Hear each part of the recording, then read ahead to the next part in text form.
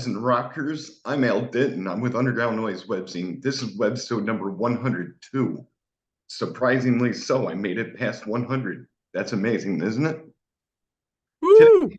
Thank you, Mathias. Today, I've got the pleasure of interviewing Mathias from the band called Parity Boot. Welcome, Mathias. How you doing today, dude? Hey, welcome. Hi, everyone. Yeah, pretty fine. Long day already. Um, yeah, all fine over here. First question I would like to ask you is, who came up with the band name Parity Boot? The band name? Yeah, that was actually it was me long ago.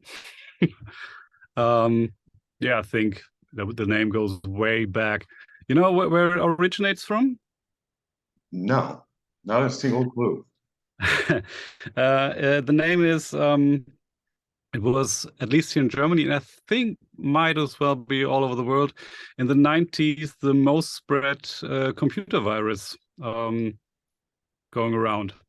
So, and during that time, when I started taking a closer look at metal when it is combined with electronics, I somehow found the idea intriguing of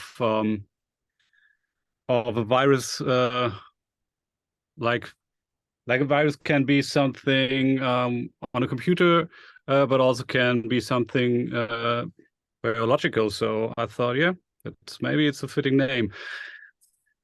We've got now and then we've gotten this pronounced as Party Boot. Some people might have been a little bit disturbed then when not getting what they were expecting. But yeah, the name stuck.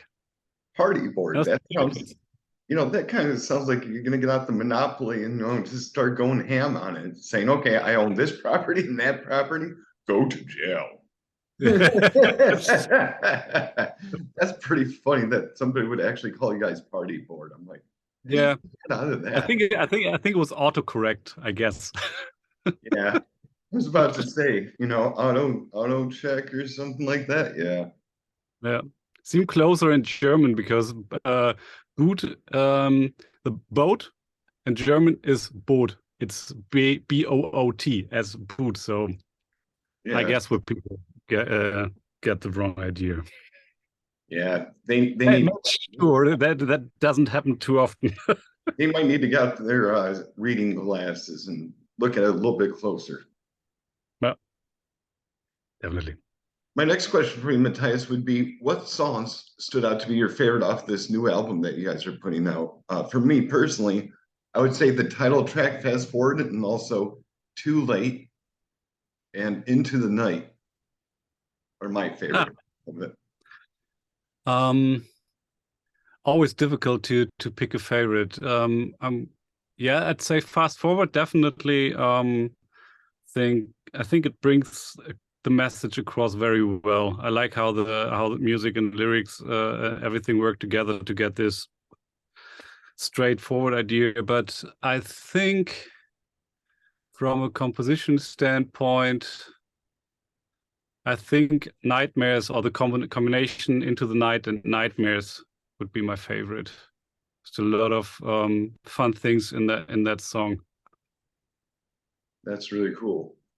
Yeah, I was listening to it a few days ago and I said to myself, wow, this got like a kind of like a vampire vibe to it, and almost kind of like like a pirate vibe to it, in some spots. And when I was Mhm. listening to that song called Too Late, to me personally, it sounded a little bit like Fear Factory. I'm Yeah, not sure if you remember who they are, but they're still playing. And yeah, sure. Saw them. Yeah, well, before the pandemic, somewhere I saw them live the last time. yeah, what I'd like to know is what bands helped influence your sound. Well, I think what is quite obvious would be, I think it all started with Strapping Young Lad. You know, the first project Devin Townsend had when he was younger, and the very first Strapping Young Lad record had an immense influence on my writing and on my idea of what kind of sound it is. In two terms, like um, being allowed to be very chaotic and very noisy, but on the other hand, also that is perfectly okay to have fun in metal too, because I really, really had the idea, starting to get the idea in those times that metal sometimes takes itself a little bit too serious. And on the very first Strapping Young Lad album, there were a few points where he really got this, well, it's all fun after all, vibe into it, and that really struck a string, I guess, or however you say that. But there are other influences, of course, too. Like I think Fear Factory definitely is a point. But also bands like Static X, I guess, or yeah, Soilwork could be. I always loved the melodies in the earlier Soilwork records. Yeah, Krups maybe. You know, this German industrial heroes, I guess. Yeah. Yeah, I love Soil Work. One of my favorite songs by them is Stabbing the Drama. Oh yeah. Oh, I should. I still have the. I have the very old hoodie from that time. It's still in a really good shape. I love that hoodie to death. That's Really good. killer, man. Yeah. That's really cool. But yeah, I like I said, you guys do sound a lot like Fear Factory in that song. And one thing that really stood out that really made me get goosebumps was the fact that you guys had the high-pitched melodic sound in your first chorus. Then when you do the Mm. chorus again, or if it's a pre-chorus, it's lower Yeah. at the second time. Was there a reason why you guys did that? Mm, Not that it's a bad thing, it just adds a lot of flavor to it. um, I think no. I think well, it made sense in some kind of way. Actually, for I have to admit, because quite a few songs were written by me over a long period. With a few songs, I'm not quite sure anymore how or why I did that, which I think is a good thing right now for me because I can listen to the record without being annoyed by it. Because it's like surprising for myself. It's like listening like, oh, that was a nice idea. How the heck did I come up with that? Yeah, but yeah, I think it came naturally. It was just I heard it and it made sense for me to do it that way. It's a lot of things come from the feeling of what is the right way to do that. I did a lot of composition stuff. I studied composition and um, learned a lot of rules of what to do and what not to do, and forgot a lot about the rules of what to do and not to do. And but the gut feeling stayed for a lot of things. I Yeah, guess that's what happened. definitely has a lot of atmosphere to it. Because when I listened to you guys, I said to myself, I'm going to describe these guys as atmospheric industrial metal. How would you Yeah. describe your sound to somebody that is a new listener? Yeah, I always thought about it as industrial metal somehow, but more metal than industrial, obviously. But I like the idea, atmospheric industrial metal. Yeah, I think there's a lot of atmosphere, a lot of sound building, world building in there. It's difficult to describe because there's not so many bands doing it that way.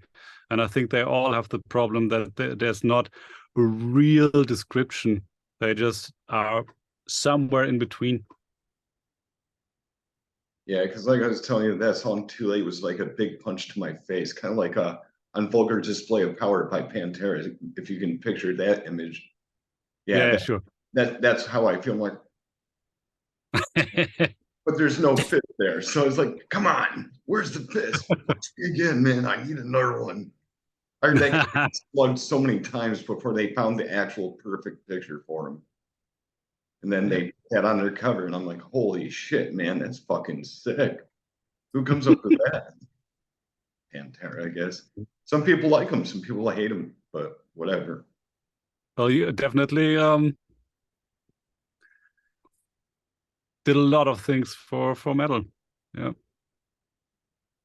I'm sure you're excited about this CD release, unless you guys have already released it.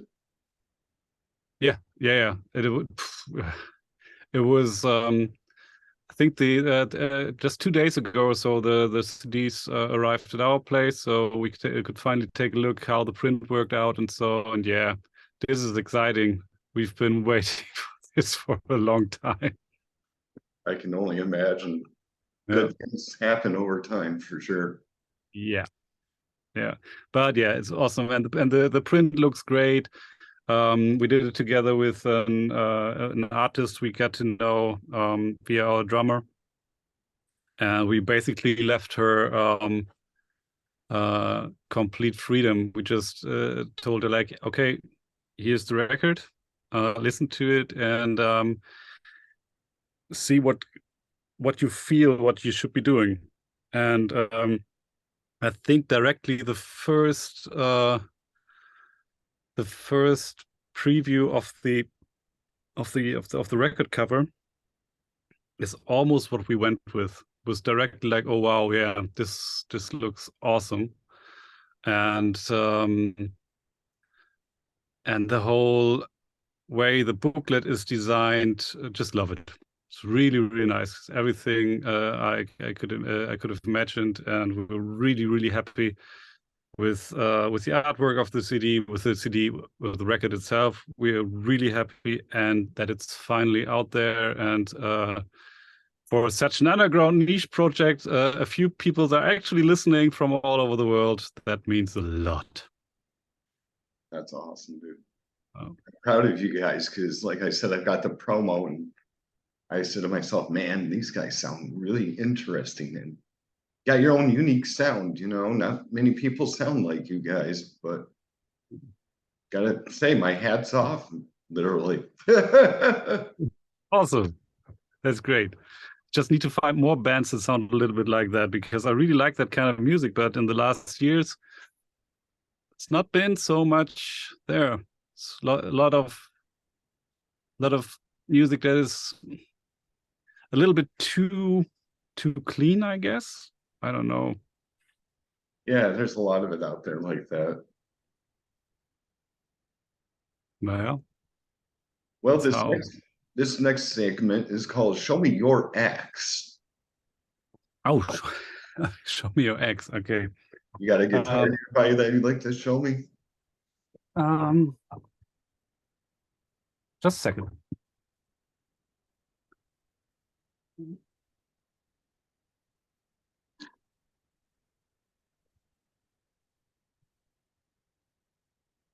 This is an old one. Well, not an old one, but actually one I played most shows with, I guess. Oh wow, is that a Gibson?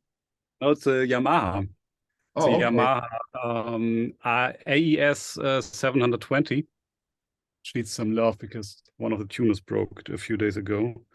But it's not so seen so often. But I like the form. It's a little bit like a Gibson, but feels different. Though I have to say, when we're starting to tour again this year, I might be, well, I am kind of looking for a new guitar. You know, it's one of those, this one will always be with me, at least. And if I get a new one, it would be as a spare. But yeah, I have the feeling I could do with a new X on stage. Still haven't figured out which one. I knew I kind of there was a series from PV, PV TXD. I think it was PV Extreme Design. They made a few really nice looking guitars, and I think they stopped the series 7-8 years ago or so. We're not expensive guitars, but I really like the look of them, and they have all disappeared. You Oh, find I've the last 3 years or so I've been looking for ones 3-4 years on on Reverb, on eBay, wherever, and they are just gone. I have no idea where all those guitars went. Um, Somewhere in the basement or so. I don't know. I was about to say maybe somebody's attic collecting dust. Yeah, most Oh, likely. Yeah, but right now I'm not sure what to play next. If I find nothing, I'm really fine with the Yamaha. yeah, it Did a just good has that Gibson look to it a little bit, kind of almost like a yeah, Les Paul. yeah, a little bit, but without being too close. I've got a Les Paul here. I mean, I got a really old one here. This one is really old.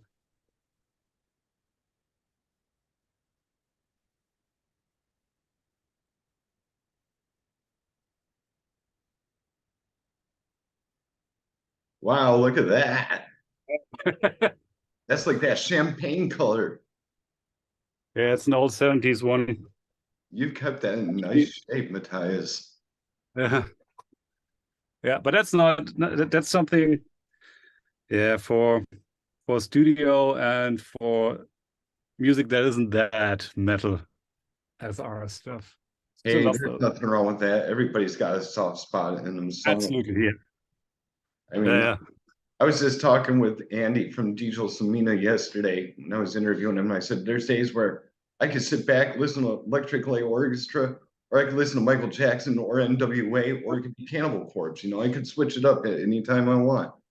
yeah, It's good to sure. have an open A mind. lot of really good music out there. Yeah, variety's the spice of life for sure. Yeah, Well, I got a definitely. few more questions here today for you, Sure. Matthias. Uh, this is a question I don't ask too often, but I figured I'd ask you. If you could bring back, say, one dead musician, who would it be?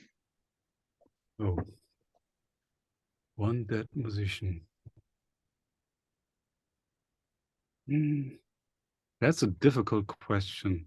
There are so many dead musicians. Um,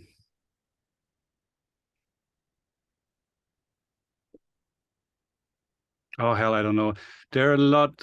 There are a few that went too early, I think, and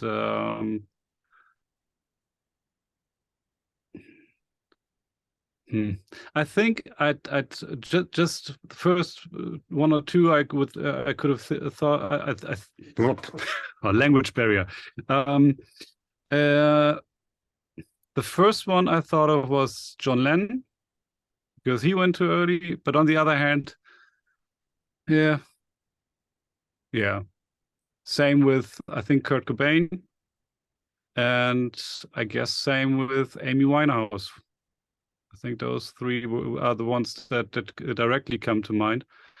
Nothing metal at all, but all great artists, great composers, great singers, and all went too early in tragic. Oh, and what's his name again? Because that's a metal one. I just thought of him a few weeks ago.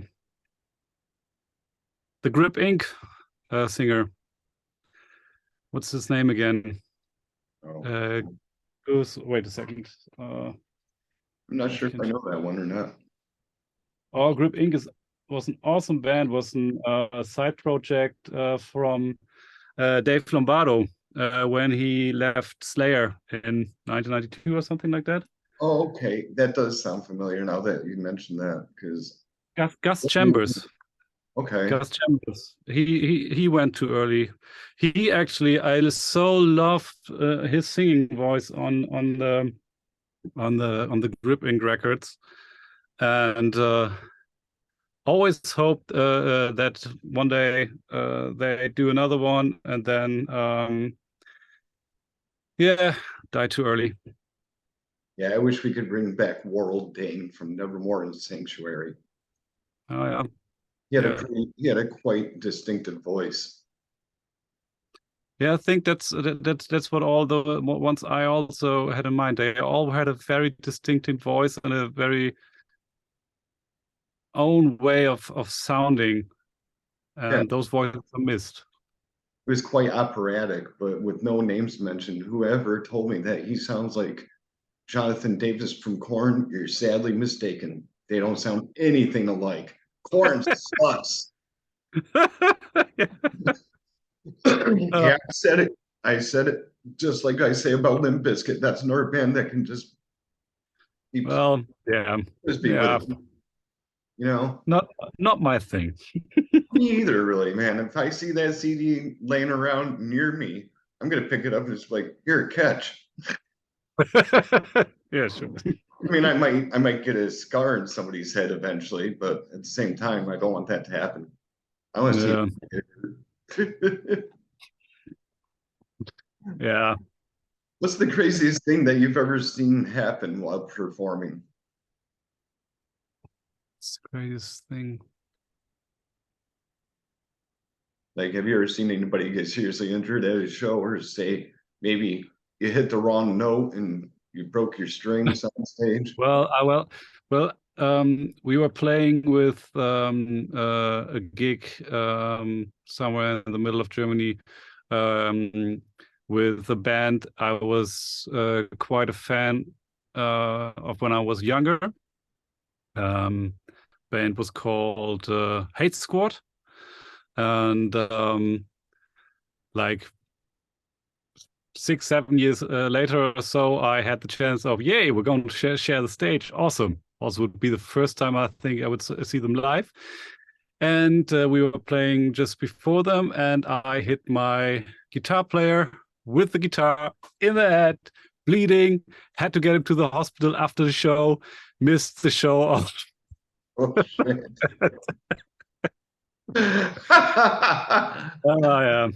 I think I saw the last two. I think we were back for the last two songs or so, at least that. But yeah, it was a Yeah, fun that's evening. crazy. I Was a mean, fun evening. I remember reading somewhere one day about somebody that was headbanging so hard that their hair actually went around the tune pegs and got stuck. Yeah. I'm like, how do you manage that? Are you doing windmills the wrong way, going in reverse? Don't lose your coffee. Uh, That's I have no idea. hilarious, man. I mean, I've seen a lot of funny things happen while I've been in the ad shows. Like when I was at a dying fetus show, I saw this guy jump from the scaffolding. Well, not really the scaffolding, but the upper deck part of tanks. He jumps down into the pit and nobody caught him. So he landed face first on the cement floor. And then come to find out after the show, he was on his way to the hospital. Within 10 minutes of the ride, he died. Ugh. Yeah, That's it's insane, dude, because you seen this huge gash on his forehead and shit.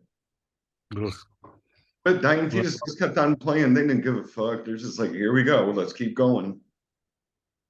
oh well. And the guy was Yeah. What? Steve from Jackass. I thought it was pretty crazy. Yeah. Sounds crazy. Wonder why nobody caught him. Oh well. Oh, I don't know. Usually the metal crowd is really taking care of each other. So Yeah, uh, Saturday that night, that thing happened, and I was like, wow, that's messed up. yeah, that's messed up, definitely. Well, what's the first thing you do when you enter this studio, Matthias? This studio, when I enter this studio, the first thing I do is turn on the coffee machine. What kind of question is that? I don't know. I stole it from somebody. No, it's a coffee machine first. It's in every studio. It's like, okay, where's the coffee machine? Is it turned on? No, why not? Let's do this. Yeah, and if it ain't coffee, it should be soda. I'm really a coffee addict. I think if you would, I think I have so much coffee in my blood. If I would be drug tested, I would be positive for coffee all the time. I'd say that your blood type's coffee. Yeah. Is that how you sustain your energy? Is just by drinking coffee all the time? Uh, yeah, yeah. I think coffee is definitely has a lot to do with how things are going here. Well, I can only imagine. If I was there, I'd drink some coffee with you. Yeah, always. Well, free to drop in when you're in Europe. Here, I'll start swimming today on the Atlantic Ocean. I'll meet you in 10 days. Let Let me check my calendar. Yes, you're free. How's that you, Matthias? Hold the line! All aboard! Here's a towel and a coffee. Thank you. Thank you. I'll take the coffee with no cream, no sugar. Just straight up black. Best way to have it. Well, Less calories, less fat. You don't have to worry about that from the half and a half or whatever. nah. You guys have any upcoming shows? No, right now I mean, with the whole pandemic, we were just about to start playing again in 2020. And then the whole pandemic thing happened. And of course, everything got canceled. And yeah, right now we want to play a few shows this year, but we still first have to get the ball rolling again. It's quite difficult to get shows because everything is overbooked, of course. And we also, if we do, we want to do it right. And I just think we need a little bit more preparation because it is difficult material to play live. And yeah, and it's been like 2 years not playing. You're getting out of shape quite quick, actually. So yeah, we're gonna play a few shows this year. Nothing we can announce yet, but I guess around second half of the year, people will see, at least here in Germany, will see us play a few places. Well, I hope somebody puts it on YouTube. That way I can enjoy it with you guys. I hope so. I mean, I don't see myself coming overseas anytime soon, but maybe in the future I'll definitely be there, you know.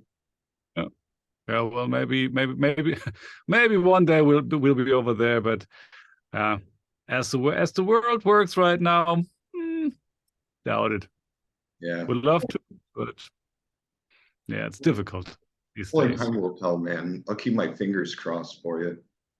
Yeah. But I'm pretty fine with I'd love to get on stage again and play, but I also really enjoy giving this record a go into the world, because there's over the years I found there are quite a few bands that I love listening to that I haven't seen live. And I'm not even sure if I need to see them live because I really just like the record the way it is a lot. And for a few bands, I'm not sure how much I can enjoy the record on its own. So I'd like to play. I think we'll never be a big touring band or something like that. But if we can release a record every few years, well, the next one shouldn't be in 10 years or so, like the last one. But yeah, then I'm quite happy. That's really cool.